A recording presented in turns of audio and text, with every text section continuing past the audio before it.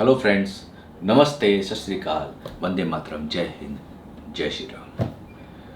नौटंकी बाजार के एक नए वीडियो में आपका स्वागत है। अच्छा, नौटंकी बाजार जो चैनल है इसका नाम ही अजीब सा है, जो मैं बहुत पहले ही बता चुका हूँ, लेकिन रिपीट करवा रहा हूँ ताकि आप लोगों को याद रहे। नौटंकी बाजार मतलब नौटंकीज, जो 2014 के बाद की नौटंकी हो रही है उस पर बात करते हैं हम लोग, और उन लोगों को एक्सपोज करते हैं जो नौटंकी कर रहे हैं 2014 के बाद।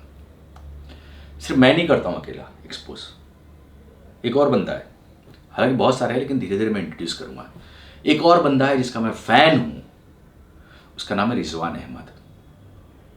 सीनियर लॉयर है, हाई कोर्ट में जो है अधिवक्ता है वो, और लखनऊ में रहता है। मैं उसका फ़ैन हूँ, लिटरली फ़ैन हूँ। मुसलमान है फिर भी फ़ैन हूँ। क्यों? ना ही वो छोटे भाई का पैजामा पहनता है, ना ही वो बड़े भाई का कुर्ता पहनता है, ना ही वो जालीदार टोपी पहनता है, ना ही उसके हाथ में पत्थर होता है एक हाथ में, और ना ही एक हाथ में संविधान होता है, ताकि ज़रूरत के हिसाब से। तो ये रिजवान अहमद खुद इस वीडियो में आपको बताएंगे। चलिए आगे बढ़ते हैं। ये मुझे पसंद क्यों है? ये कोई बहुत बड़ा फैन नहीं है बीजेपी का, ये राष्ट्रीयता का फैन है, राष्ट्रवाद का फैन है। ये आरएसएस का फैन नहीं है, ये मोदी जी का फैन है। ये अपने यूट्यूब चैनल से, या फिर आप लोग अक्सर इसको न्यूज़ चैनल पे भी देखते होंगे, हर एक न्यूज़ चैनल पे इसके डिमांड बहुत ज़्यादा है। जितने भी मुल्ला मौलाना इस्लामिक स्कॉलर है उसके लेता नहीं है, उसकी तशरीफ के पीछे ठोकता है। राइट?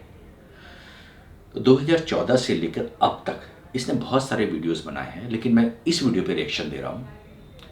ये वीडियो जो है वो जो दंगा फैला था नुपुर शर्मा को लेकर, और कानपुर में और सहारनपुर में और कहाँ कहाँ फैला था, उस पर बातें कर रहा है। और ये न्यूज़ चैनल पे जो बोला ना वो भी दिखा रहा है, ऑथेंटिक चीज़ें जो बोला वो यहाँ बोल रहा है। भाई साहब, मुसलमानों की पकड़ पकड़ के जो तशरीफ होती है, विशेष स्थान होता है, उसको ठोकता है। इसलिए लोग मौलाना, मुस्लिम्स और जितने भी उलेमा इस्लामिक स्कॉलर है इससे नफरत करते हैं। इसको तो कहते हैं कि मुसलमान ही नहीं है, अहमदिया है। चलो भाई, हम ये भी जान गए हैं कि जैसे हमारे यहाँ ब्राह्मण होते हैं, दलित होते हैं, छोटी जात होती है, बड़ी जात होती है, वैसे इनके यहाँ भी हमें पता चल गया अहमदिया भी होते हैं।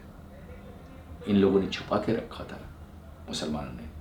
शिया भी होते हैं, सुन्नी भी होते हैं, बरेलवी भी होते हैं, अहले हदीस भी होते हैं, बहुत सारे 72 फिरके होते हैं। जैसे हम लोग जात बोलते हैं ना, वैसे इनके 72 फिरके होते हैं, लेकिन टाइम पे ये लोग एक हो जाते हैं। तो इसको लिटरली काफिरी करार दे दिया गया है। बड़े सारे फतवे भी है इसके ऊपर, लेकिन मैं इसका बहुत बड़ा फैन हूँ, इसको जय हिंद बोलता हूँ। और ये वीडियो देखते हैं जो भी दंगे हुए थे नुपुर शर्मा के जो स्टेटमेंट पे, कानपुर, सहारनपुर, इन सब में, उस पर ये क्या बोल रहा है। हेलो, नमस्कार, सत श्री अकाल, अस्सलाम वालेकुम। कैसे हैं जनाब? आपका दोस्त, दुश्मन, सगा सौतेला डॉक्टर सैयद रिजवान अहमद आपका फेस टू फेस में स्वागत करता है, खैर मकदम करता है।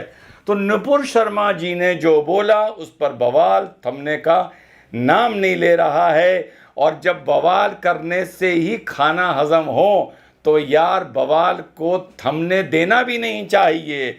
अब गवर्नमेंट ऑफ इंडिया ने, भाजपा ने इस चीज़ को रियलाइज़ किया। भाजपा कह चुकी थी कि ये हमारी पार्टी लाइन के विपरीत बयान आया है। हम सब मजहबों का, सब धर्मों का सम्मान करते हैं, लेकिन चैन तो पड़ना नहीं है, बवाल करना है, और वो भी तैयारी के साथ करना है, प्रोवोकेशन के नाम पर करना है। और सबसे पसंदीदा दिन जुमे के दिन करना है। तो इस पर जब चर्चा हुई तो दो डिबेट्स के कुछ अंश आप लोगों को बताता हूं और बाद में अपना विश्लेषण दूंगा। जी, जय हिंद, वंदे मातरम। थोड़ा सा फर्क है। आपके सवाल का जवाब देने से पहले मैं आपकी कमेंट्री सुन रहा था, बता दूं।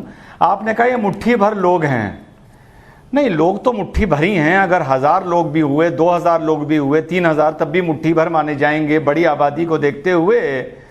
लेकिन इन मुट्ठी भर लोगों का शांतिपूर्ण तरीके से, पैसिवली एंड टैसिटली इनका समर्थन करने वाले कितने लोग हैं, जांच और शोध का वो विषय है जो इनको ऊर्जा देते हैं, जो इनको हिम्मत देते हैं, जो पत्थर चलाने के बाद चिल्लाते हैं कि मुसलमानों पर, माइनॉरिटी पर जुल्म हो रहा है, और विक्टिम कार्ड प्ले करने में मदद करते हैं राष्ट्रीय और अंतर्राष्ट्रीय लेवल पर।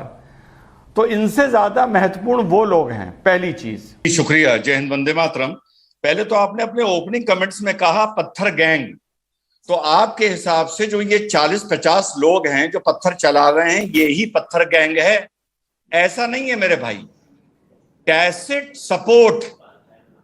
सपोर्ट को भी इसी का हिस्सा माना जाता है। जो मुसलमान बुद्धिजीवी मौलाना पिछले साल 2 साल में टीवियों पर बैठ के इन लोगों को इनकरेज करते हैं, अगर मगर लेकिन किंतु परंतु करते हैं, देश के प्रति असहनशीलता या समाज के प्रति उसको सिखाते हैं, मस्जिदों में जुमे के खुतबे के बाद भड़काते हैं, वो भी पत्थर गैंग का हिस्सा हैं। पहली बात। दूसरी चीज, इंसाफ का प्रतीक हुआ करती थी वो औरत, वो देवी, वो आंखों पे पट्टी बांधी हुई, हाथ में तराजू ली हुई, सबको याद है, सबको मालूम है। मेरे हिसाब से इन लोगों के लिए अब इंसाफ का प्रतीक हो गया है एक हाथ बनना चाहिए, इतना हाथ में पत्थर लिए हुए, कि अब देश में इंसाफ पाने का यही तरीका है। एक लोगो बनना चाहिए, एक हाथ, और उसमें एक पत्थर उछालते हुए या पकड़े हुए। दूसरी बात, आपको तो पता होगा जो इंसाफ की मूर्ति होती है वो औरत खड़ी है जिसको जस्टिस लेडी कहा जाता है, आंखों में पट्टी है, हाथ में तराजू है।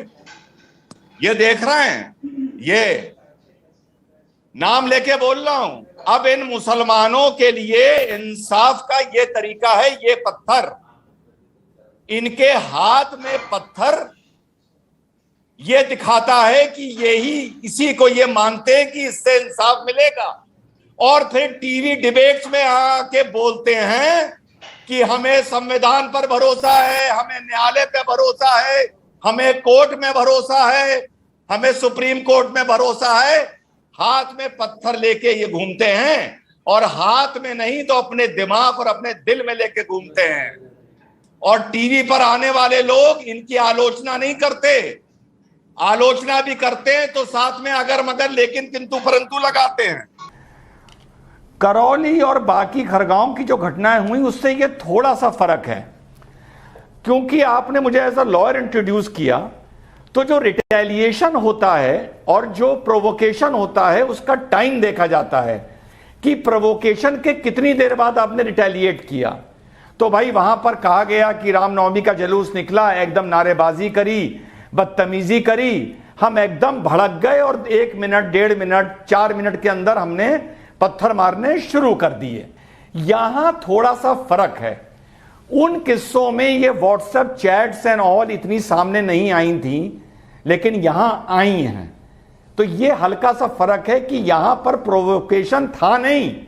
किसी मुसलमान को निपुर ने जो बोला या जिस तरीके से बोला वो बुरा लगा, माना मैंने, लेकिन प्रोवोकेशन नहीं था। प्रोवोकेशन क्रिएट किया गया 2-3 दिन, 96 आवर के अंदर। तो दोनों में फर्क है, इन दोनों बातों में। ये एक एहसास चिढ़ है, ये एक एहसास हार है जो 2014 से पॉलिटिकली मुसलमान हारता जा रहा है। और अब मुसलमान को यह लग रहा है कि अगर मैं चुप रहा तो मेरा अस्तित्व खत्म हो जाएगा। तो यार लड़ो, हर बात पे लड़ो, बवाल करो। अब बवाल, लड़ाई, और जैसा मैंने कहा वो हाथ में पत्थर को ही अपनी पहचान बना लो।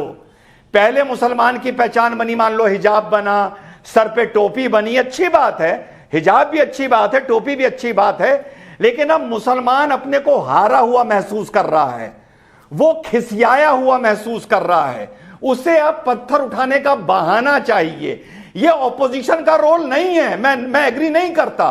हो सकता है इस बात पर ऑपोजिशन मजे लेता हो, हो सकता है इस चीज को हवा देता हो सकता है चिंगारी को हवा देता हो, लेकिन आग, ये आग मुसलमान के अंदर लगी हुई है और हमारे लीडरों के अंदर लगी हुई है कि हमारा तुष्टीकरण इस देश में खत्म हो गया, रोजे इफ्तार बड़े बड़े खत्म हो गए, हमें घास नहीं डाली जा रही, हमें पूछा नहीं जा रहा। ये उस एहसास का रिएक्शन है मेरे हिसाब। ठीक है सर। तीसरी बात, आपने कहा ये पैटर्न है, ये पैटर्न कुछ बदल गया है, ऐसा क्रिमिनल लॉयर बता रहा हूं। करौली में, खरगांव में इन्होंने क्या कहा कि साहब एकदम घर के बाहर हमारे भीड़ निकली, उसने आपत्तिजनक बातें करी तो हम एकदम से भड़क गए, एकदम से। माननीय विक्रम सिंह साहब बैठे हैं, आगा मोइनुद्दीन शाह साहब का मैं भांजा हूं विक्रम सिंह साहब, और वकील हूं। प्रोवोकेशन में प्लानिंग नहीं होती, ये क्रिमिनल लॉ इस तरह समझाया जाता है। जहां प्रोवोकेशन है वहां प्लानिंग नहीं है, जहां प्लानिंग है वहां प्रोवोकेशन नहीं है। प्रोवोकेशन और प्लानिंग कभी भी, अमन भाई, दोनों एक साथ नहीं हो सकते। लेकिन हमारे मुसलमान भाइयों के प्रोवोकेशन में पेट्रोल बम भी आ जाते हैं, पत्थर भी आ जाते हैं, चाकू छुरे भी आ जाते हैं। अरे भाई, ये इनके पास कैसे आते हैं? नहीं, और जैसा आपने बताया डॉक्टर रिजवान, इसमें प्लानिंग भी है, प्रोवोकेशन भी है। वो कह रहे हैं प्रोवोकेशन 26 तारीख के बयान से है, वो एक बयान जिसको लेकर वो बयान, फिर प्लानिंग हुई हफ्ते की, फिर वेट किया गया जब पीएम आएंगे, राष्ट्रपति आएंगे और सीएम, तो प्लानिंग, प्रोवोकेशन भी है और प्लानिंग भी है जी। आपको विक्रम सिंह साहब और विस्तार से समझा देंगे। प्रोवोकेशन में प्लानिंग नहीं होती, लॉ ये कहता है। लेकिन इन लोगों के साथ प्रोवोकेशन में 7 दिन की प्लानिंग भी होती है कि 7 दिन तैयारी कर लो और जुमे के दिन तो सुना साथियों, बिल्कुल क्लियर। प्रोवोकेशन रामनवमी के दिन कह दिया कि जब हमारे दरवाजे आ गए और गंदी गंदी नारेबाजी करने लगे, हम प्रवोक हो गए, और जो हमने पहले से पत्थर अपनी छत पे रख रखे थे खेलने के लिए, वो हमने प्रोवोकेशन पर उन पर चला दिए। मैं ये सबको समझाना चाह रहा था कि प्रोवोकेशन और प्लानिंग कभी भी एक साथ नहीं हो सकती। प्रोवोकेशन का मतलब है कि किसी ने कोई ऐसी बात बोली, आप अपने होशो आवाज खो बैठे, सुध बुध खो बैठे, और आपके जरिए, आपके थ्रू, आपके हाथों से कुछ ऐसा काम हो गया, या आपने प्रवोक होकर अपनी जुबान से कोई ऐसी बात बोल दी जो आपने होशो आवाज में नहीं बोली, क्रोध गुस्से की वजह से। यह अर्थ होता है प्रोवोकेशन का। अब नुपुर शर्मा ने जो बोला वो उसके बाद नेक्स्ट डे ही एक जुमा पड़ गया, लेकिन तब तैयारी नहीं हो पाई कानपुर में। भाई तैयारी भी करनी थी, प्रोवोकेट होने के लिए पेट्रोल भी लाना था, पत्थर भी लाने थे, व्हाट्सएप ग्रुप भी बनाने थे, व्हाट्सएप ग्रुप सर्कुलेट भी करने थे। तो कुल मिला के मतलब यह है, घर के बाहर आके भी नारेबाजी करो तब भी पत्थर चलेगा, या कोई ऐसी बात बोल दे जिससे आपकी भावनाएं आहत हुई हैं, तो आप रुक के प्लानिंग करके 7 दिन बाद पेट्रोल बम और पत्थर चलाएंगे। कुल मिला के प्रोवोकेट आपको होना ही होना है, चाहे बिना प्लानिंग के हो, चाहे प्लानिंग के बाद हो, चाहे इंतजार करके हो, कि जुमे के दिन ही प्रोवोक होंगे। क्योंकि बवाल करने के लिए 2 चीजें जरूरी हैं, एक भीड़ जरूरी है, एक भावना जरूरी है। और जुमे के दिन हमारे लोकल लीडर्स को और हमारे लीडर्स को ये दोनों चीजें, भीड़ और भावना, जुमे की नमाज का खुतबा करने के बाद आराम से दोनों। इसी तरह डिबेट में चर्चा चली कि LIU फेलियर हो गया, शासन प्रशासन क्या कर रहा था, तो इस पर मैंने क्या बोला पहले वो सुनिए।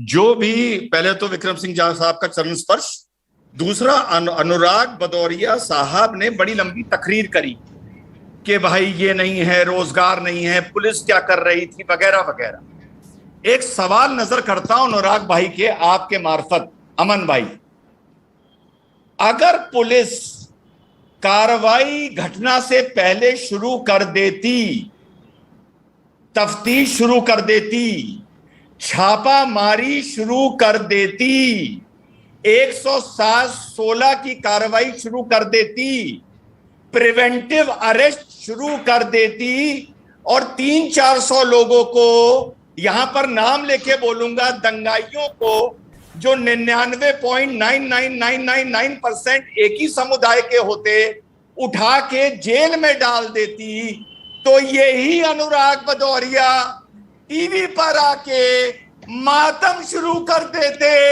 हाय हाय हाय हाय, मुसलमानों का जीना हराम हो गया है, मुसलमानों के नौजवानों को जेलों में डाला जा रहा है, मुसलमानों को इंसाफ नहीं मिल रहा है, संविधान खतरे में आ गया है। दंगाइयों का यही अनुराग भदौरिया साहब जो आज बैठ के बोल रहे हैं कि पुलिस क्या कर रही थी और शासन प्रशासन क्या कर रहा था। सुन लिया, शाहीन बाग में औरतें 5 महीने के लिए बैठी रहें, तुम कुछ ना करो, सब्र से उनको बैठा रहने दो, जोर जबरदस्ती ना करो, तो बाद में अगर दंगा भड़क जाए तो ये कहते हैं शाहीन बाग पे औरतों को बैठा क्यों रहने दिया, और अगर शुरू में ही लाठी चला दो तो ये कहते हैं औरतों पर लाठी चला दी।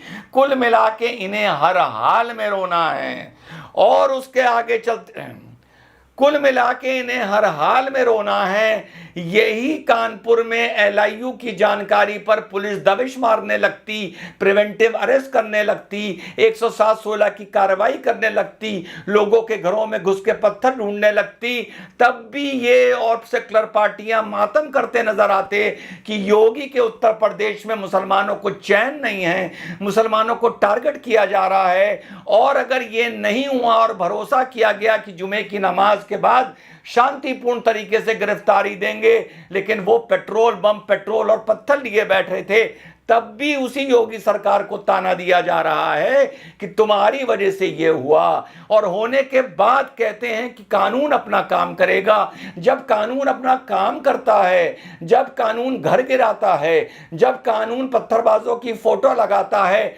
तब भी जब कानून पत्थरबाजों की फोटो लगाता है तब भी इनको मातम करना है। और पत्थरबाजों से याद आया कि मुसलमान की अब एक ही पहचान बन के रह गई है बदकिस्मती से कि उसके एक हाथ में संविधान है और एक हाथ में पत्थर है। मोदी जी क्या बोलते थे?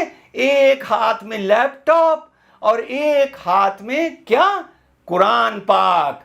लेकिन एक हाथ में संविधान है और एक हाथ में पत्थर है। जहां चाहो संविधान की दुहाई दे दो, जहां चाहो पत्थर चला दो, जहां चाहो अरबियों को अपना रिश्तेदार बना लो और जहां चाहे बोल दो हमें अरब से क्या मतलब, हमें इस्लामी मुल्कों से क्या मतलब, हमें तो अपने हिंदुस्तान से मतलब है। ये बात मैं इसलिए बोल रहा हूं जो 15 मुस्लिम मुल्कों ने ऐतराज किया है और सरकार ने उस पर अच्छा जवाब भी दिया है। नुपुर शर्मा जी को हटाया भी है, लेकिन ओआईसी से कहा है कि हमें ये सब ना सिखाओ। सबसे पहले तो सरकार ने जो भी अरबी मुल्कों को रिएक्शन दिया वो सरकार की मर्जी, लेकिन एक जगह कमी रह गई।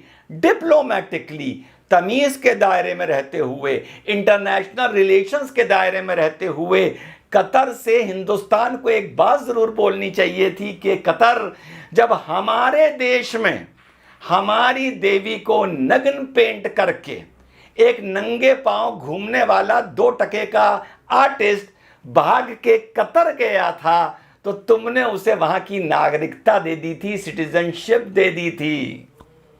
तो अगर तुम्हारे कतर में उन किसी खवातीन का या किसी औरत का जिसको हम बीवी बोलते हैं या जिसको हम इस्लामिक थियोलॉजी में अपने सर पर बिठा के रखते हैं और अपने दिल में रखते हैं, उनके बारे में ऐसी ही किसी की तस्वीर कतर में किसी ने बना दी होती गैर मुस्लिम ने, और वो भाग के हिंदुस्तान आता और हिंदुस्तान उसको वेलकम करके नागरिकता दे देता, तो कतर तुम क्या करते? आज वो वक्त था जब हमारी गवर्नमेंट को ये बात कतर से बोलनी चाहिए थी और इन सारे इस्लामी मुल्कों से एक बात बोलनी चाहिए कि हम तो अपने आप को सुधार लेंगे, तुमने अगर अपनी माँ का दूध पिया है, अगर तुम ईमान के हो और असल के हो। यहाँ तो एक कमेंट बोला गया जिसकी कुछ शब्दावली ठीक नहीं थी, उस पर तुम इतने नाराज हो रहे हो। अरे चीन तो दाढ़ियाँ काट रहा है, चीन तो कुरान शरीफ की आयतें हटा रहा है, चीन तो हदीसों पे पाबंदी लगा रहा है, चीन तो जुमे की बाद जमात नमाज पे पाबंदी लगा रहा है, मुसलमानों के दिमाग से इस्लाम को खुरच खुरच के निकाल रहा है, कंसंट्रेशन डिटेंशन सेंटर में रख रखा है। वहाँ तुम्हारी माँ ने तुम्हें इतना दूध नहीं पिलाया कि तुम चीन से यही नाराज़गी या इससे 10-20-100 गुना ज़्यादा नाराज़गी पेश कर चुको। और इसके आगे देश की सरकार को एक बात बता दूं, यूएई और अरबी मुल्कों के मैसेज में उनकी नाराजगी में एक संदेश छुपा है।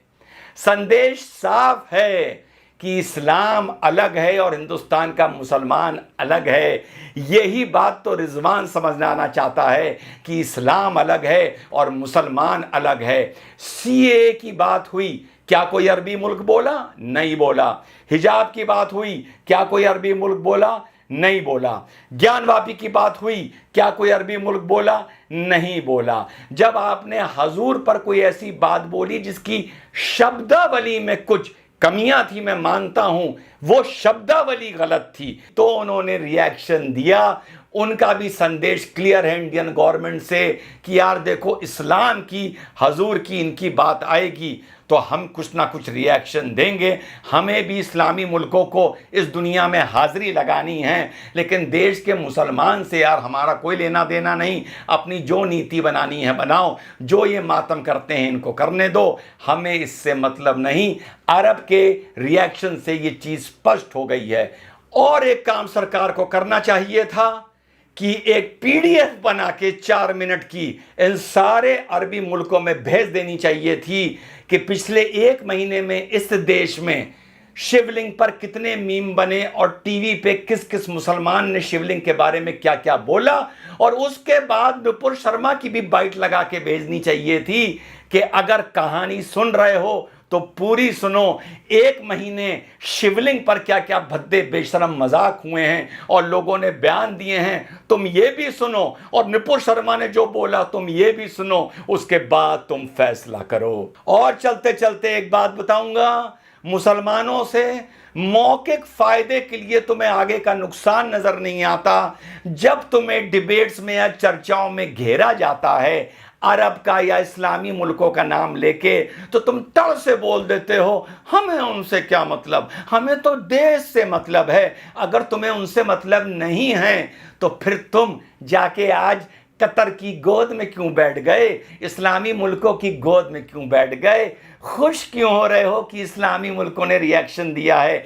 खुश क्यों हो रहे हो कि इस्लामी मुल्कों की वजह से गवर्नमेंट ने नुपुर शर्मा को पार्टी से हटाया है और प्रवक्ता से हटाया है? तुम भी साफ कह देते हमारा आपसे कोई मतलब नहीं, ये देश का मसला है, देश की रूलिंग पार्टी का मसला है, हम यहाँ के वोटर हैं, हम देश की जनता हैं, हम इस पार्टी को जवाब देंगे, आप बीच में ना बोलिए। तो जब मौका आता है कह देते हो अरबियों से हमारा क्या मतलब, जब मौका आता है कह देते हो मोहम्मद बिन सलमान से हमारा क्या मतलब, जब मौका आता है उनकी गोद में बैठ जाते हो, जब मौका आता है रोहिंग्याओं को अपनी गोद में बिठा लेते हो, जब मौका आता है संविधान उठा लेते हो, जब मौका आता है पत्थर उठा लेते हो, जब मौका आता है शरीयत उठा लेते हो। अपना ईमान दुरुस्त कर लो, जो उठाना है कम से कम एक बार उठाओ।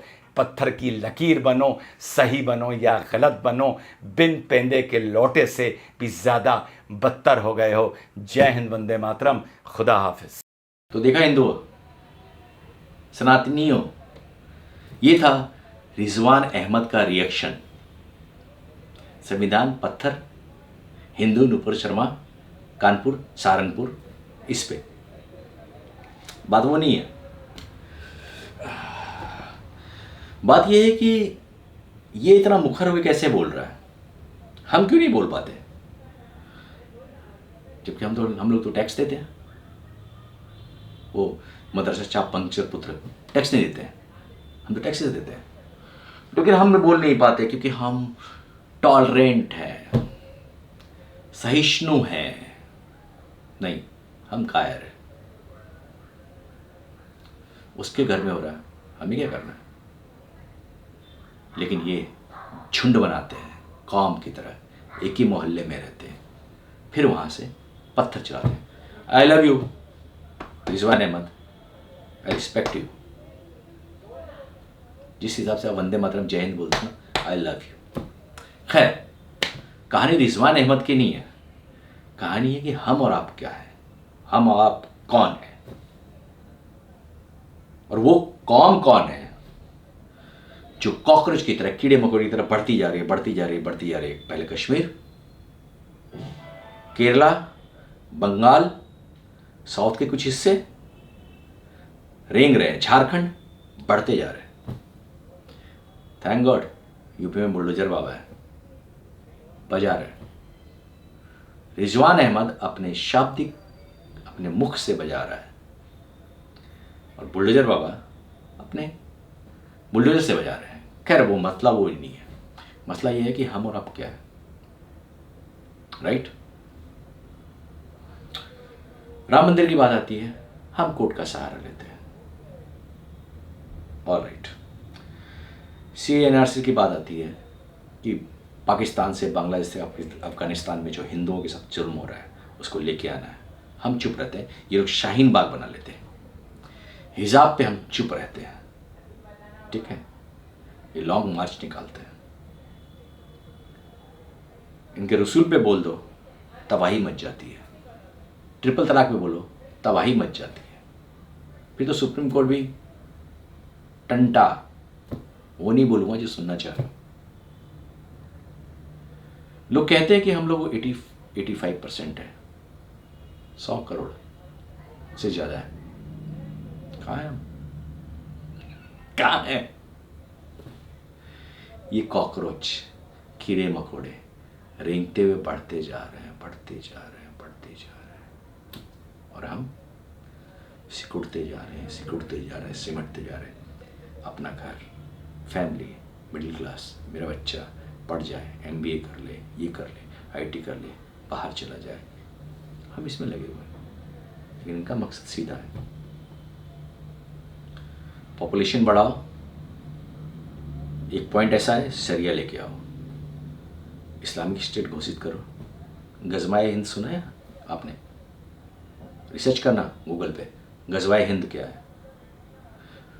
इन मुसलमानों का, पूरे दुनिया के मुसलमानों का मानना है, जब तक हिंद फतेह नहीं होगा, मतलब हिंदुस्तान फतेह नहीं होगा, तब तक पूरी दुनिया मुसलमान नहीं बनेगी। निज़ाम मुस्तफ़ा पता क्या है? मुस्तफ़ा का निज़ाम होगा, मतलब इस्लामिक स्टेट होगा। आई होप आप लोगों को ये वीडियो पसंद आया होगा, थोड़ा सा जगाया होगा, थोड़ा सा उठाया होगा, थोड़ा सा ज़मीर को झकझोरा होगा।